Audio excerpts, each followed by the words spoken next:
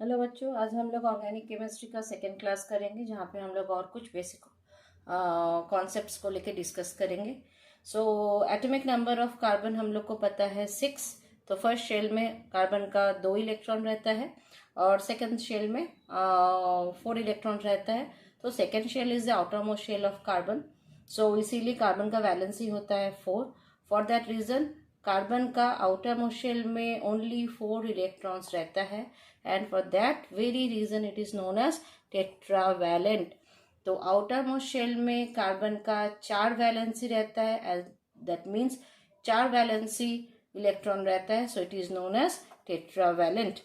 now depending upon the availability of a carbon in a compound, तो मेरे पास जो organic compound है उस ऑर्गेनिक कंपाउंड में कार्बन कितने सारे अमाउंट में है उसके ऊपर डिपेंड करके हम लोग कंपाउंड को कुछ नोमेनक्लेचर वाइज नामकरण करते हैं।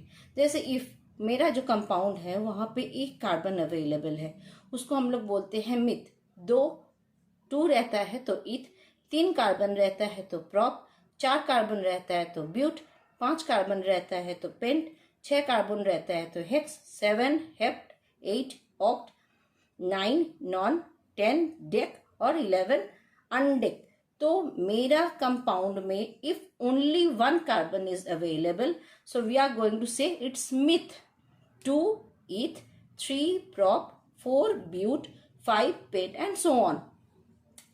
now depending upon the bond, if my carbon atom or my carbon bond, actually my carbon compound actually if possess single bond, carbon carbon single bond, then we are going to denote it with ANE। we are going to denote it with ANE। if my organic compound possesses carbon carbon double bond, remember carbon carbon double bond, then it is going to denote it by ENE। now if my carbon compound or organic compound is going to be share a triple bond between the 2 carbon atoms, then it is known as YNE।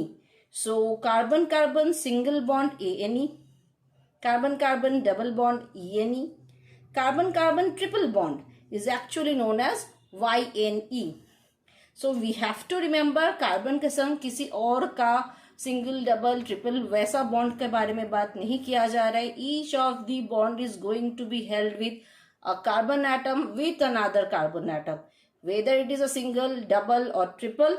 Single होने से ANE, double होने से ENE और triple होने से YNE होता है।